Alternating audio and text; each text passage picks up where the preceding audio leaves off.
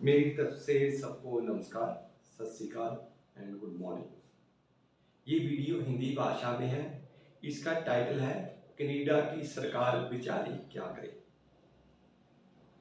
मैं आप सबका ध्यान स्पेशली जो पंजाबी लोग कनाडा में सेटल हैं या भारत से जिनके बच्चे कनाडा पढ़ने के लिए गए हुए हैं। मुझे अच्छी तरह याद है कि पिछले साल वहाँ पे कुछ स्टूडेंट्स ने एजुकेशन की थी, जबकि एजुकेशन वहाँ पे अलाउड नहीं होती है, पर फिर भी उन्होंने की थी और उन्होंने सरकार से गुजारिश की थी कि हमें 20 घंटे से ज़्यादा काम करने की परमिशन दी जाए। मान गए, कुछ पॉलिटिकल इन्फ्लुएंस हुआ, सरकार ये बात मान गई कि आप 20 घंटे से ज़्यादा काम कर सकते हो। पर उसका रिजल्ट क्या हुआ?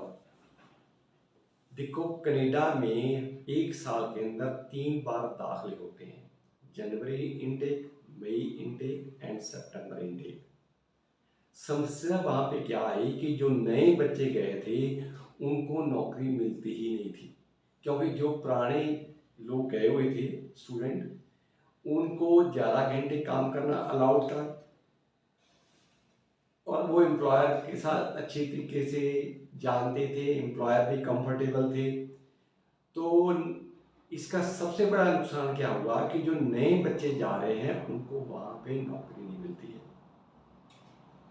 चाहे कि मैं काफ़ी यूट्यूबर से जो कनाडा के है भी नहीं है, उनको कनाडा के बारे में जानकारी भी नहीं है, वो शोर मचाते जा रहे हैं कि भी स्टूडेंट को 20 घंटे से ज़्यादा काम करने के लिए अलाउ किया जाए। भाई, यदि उनको कनाडा की सरकार अलाउ करेगी तो नए जो बच्चे जा रहे हैं उनको नौकरी कौन देगा? उनको नौकरी नहीं मिलेगी, उनको कमरा किराए पे नहीं मिलेगा, खर्चे के लिए पैसे नहीं मिलेंगे, तो ज़िंदगी में कामयाब कैसे हो पाएंगे? नेक्स्ट, कनाडा में जो यदि इस बात से सरकार सहमत होती है कि भी स्टूडेंट्स को 20 घंटे से ज़्यादा काम करने अलाउ कर दिया जाए, तो जो कनाडा के नागरिक हैं और जो परमानेंट रेजिडेंट हैं उनके बच्चों का क्या होगा?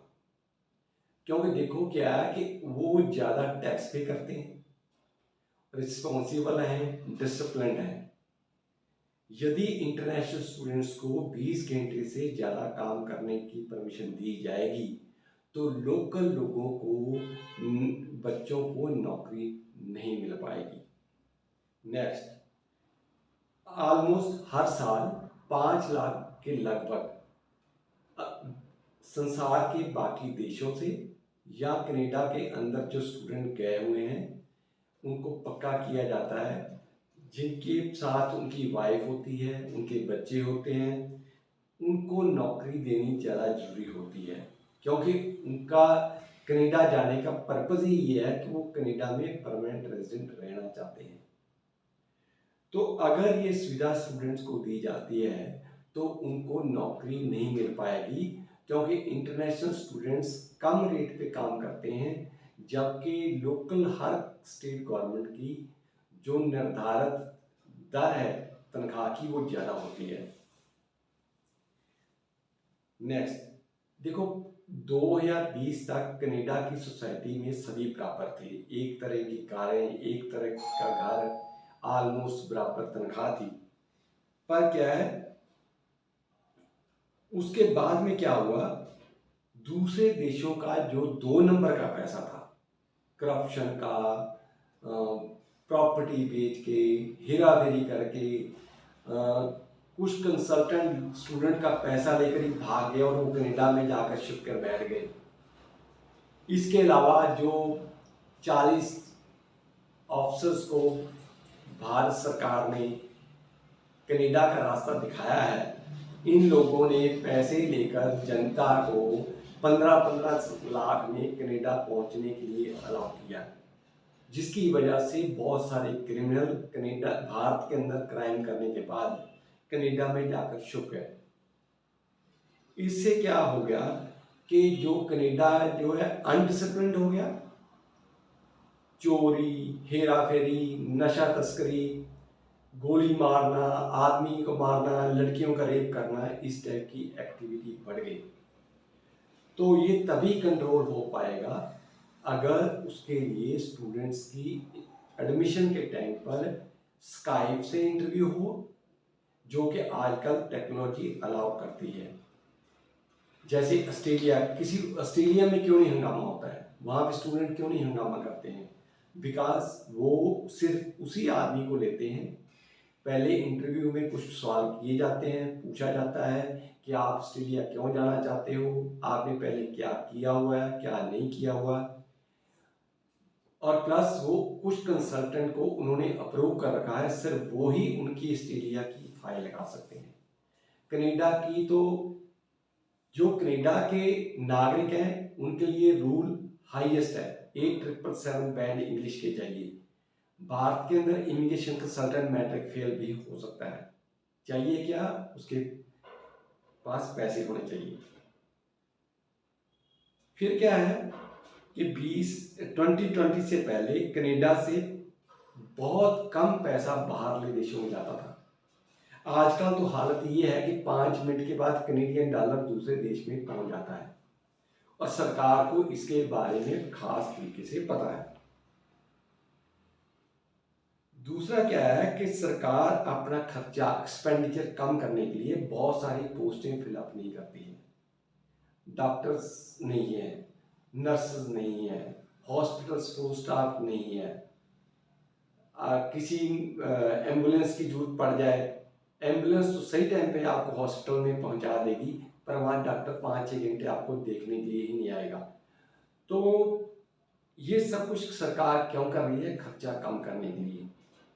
ओ भाई लोगों, यदि खर्चा ही कम करना है तो आप अपने स्टाफ को डबल ओवर टाइम के ऊपर क्यों रख रहे हो?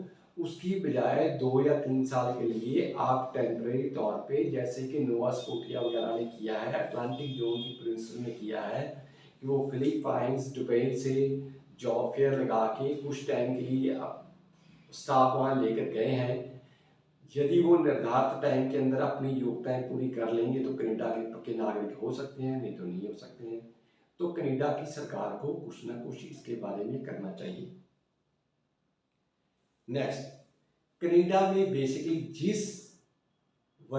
जिन वर्करों की शॉर्टेज है उनको तो कनाडा में एडमिशन मिलता ही नहीं है, क्योंकि सरकारी कॉलेजों के पास इतनी सीटें है ही नहीं है कि विदेशों से स्टूडेंट्स को कनाडा में उसके अंदर दाखिला दिया जा सके।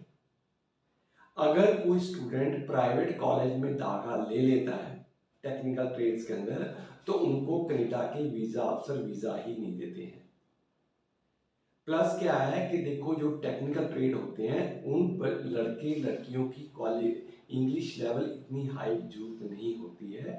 कारण क्या है कि उनका काम फिजिकल है, उन्होंने फिजिकली ट्रेनिंग वहाँ लेनी होती है, जिससे वो जिस भाषा के वो हैं उसी भाषा के एम्प्लॉयर के पास उन्होंने काम करना होता है। उनको इतने हाई स्टैंडर्ड की इंग्लिश की जरूरत नहीं है। तो उस कनाडा की सरकार को चाहिए कि उनको टेक्निकल ट्रेड्स के लिए इंग्लिश के सिर्फ 5 बैंड करने चाहिए और उनको प्राइवेट कॉलेज में एडमिशन करने की परमिशन होनी चाहिए।